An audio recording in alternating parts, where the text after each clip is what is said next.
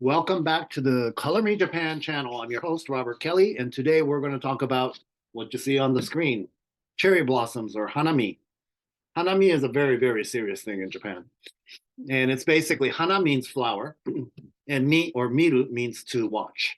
So it's like flower gazing or flower watching is the direct translation.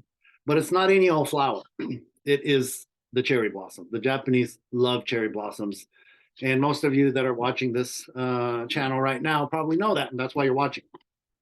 But anyway, they take this very, very seriously. And I notice that many of you, lots of you are coming to Japan. You know, I hear many languages on the street again, and it's really lively on the street, in the stores, you know, in the parks, all over the place. And thank you for coming back.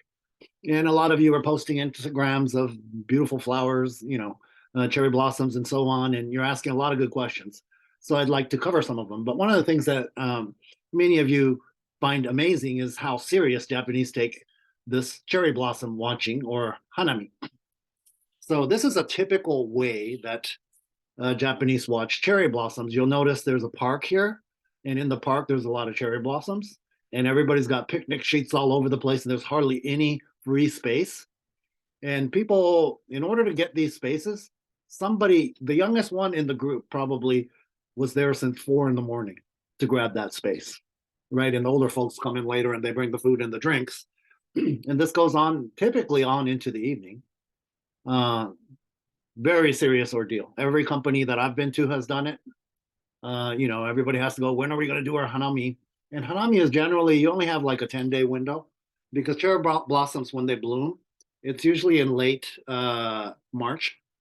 And late March is when the seasons are changing. So some days it's really cold and some days it's really warm. It's the north wind and the south wind are fighting each other, going back and forth. Very often it rains and it can get really, really windy. And that's why the cherry blossom, once it blooms, it can't stay on this tree for very long because of the wind coming in and out, north and south, coming in and out, and the rain doesn't help either. So it's a very short window, and everybody takes this really serious.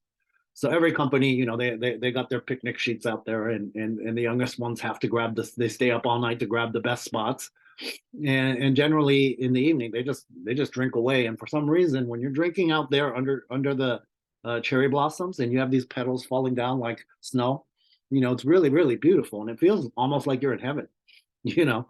And so people generally have a few too many drinks. So a lot of people get sick. A lot of people fall down, bump their head, injure themselves. So the hospital ER room is busy. But still, every year they're out there in full force. They can't wait until the next Hanami season. So this is a very, very typical scene. This happens to be in the daytime, but it's also like this at night. This year was a very unique year that we probably had the cherry blossoms for over 2 weeks. And last week, today's April 3rd. It's amazing. I'm in Tokyo, but it's amazing that the cherry blossoms are still pretty much on the trees. Maybe 2.5 weeks. That hardly ever happens. So we had a lucky year. But by next weekend, they'll all be gone. So this is my last chance to talk about it. Otherwise, I'll have to wait until next year. And that's why I'm talking about this today. So the other day I had a business trip and I needed to go to Nagoya and Gifu. So I took the bullet train from Shinagawa, and it's about an hour and a half, you know, because the bullet train goes really fast. And it was packed. It took me forever to buy tickets. I was almost late for my meeting. It was so packed, right? And it was packed with foreigners. And I think a lot of them were going to Kyoto because that's the most beautiful place to see it. And you get views like this. Of course, this one's a nice one. It's usually packed with people. But Japanese love to go to Tokyo too. Kyoto also, the old capital of Japan. It's just so beautiful. But the non-Japanese know about it too, so it's especially crowded these days. But let's talk about, you know, some of you have asked, why do Japanese take it so seriously, or how long when did this craze start? So if we look at a byobu, this is a painting, probably on a byobu. Byobu is like a, what would you call it, a partition, an ancient partition that kind of folds like this. It's zigzag, so you can put it anywhere in the room and you can go behind it and change clothes and stuff. But anyway, so they used to do paintings on the byobu, and they're very big partitions. And if you look at this picture, it's probably, I don't know, maybe drawn 300 years ago, 400 years ago, something like that. If you look at this, you will notice, if you have a trained eye, that these are not the samurai. These are the villagers enjoying the cherry blossom. So what does this tell me? What does this make me wonder is, wow, Japan must have been really, really well-to-do, because if everybody was half starving, they wouldn't care about the cherry blossoms, right? So this is not just a pastime of the aristocracy, although the aristocracy, most of the paintings show aristocracy, and most of the writings talk about, the aristocracy would sit under the cherry blossoms and write poems and things like that. But the ordinary people were there too. They were enjoying the cherry blossoms. And they think that originally when flower gazing came to Japan, this is a custom that came from the Chinese aristocracy, because their written language is older than ours. And they think that originally the Chinese used to watch not the cherry blossom, but the how do you call it? The Japanese plum. In Japan, it's called ume. And these blossom in the Tokyo area. It's in February, and it's an amazing sight to see, because February is the coldest month out of the year, and everything's dead. There's no tree. There's no leaves on any trees. There's no vegetation. There's nothing green. Everything's dead, because this is the coldest month. This is the height of winter. And then suddenly, these plum trees start blossoming, and actually the color is very similar to a cherry blossom. And so, yeah, I love plum trees. That tells me, hey, it's cold now, but if I hang in there a little bit longer, spring's right around the corner. So I love the plum trees. But now in Japan, so originally it was probably plum trees, but it was in the process, it was Japanized into watching cherry blossoms. The oldest record of cherry blossom gazing is in this book here, and this was written in 812 AD or CE, or whatever you call it. So that's the oldest record. So what's that make it? Over 1,200 years old? Yeah, something like that. 1,200 years old. But this is the oldest written record.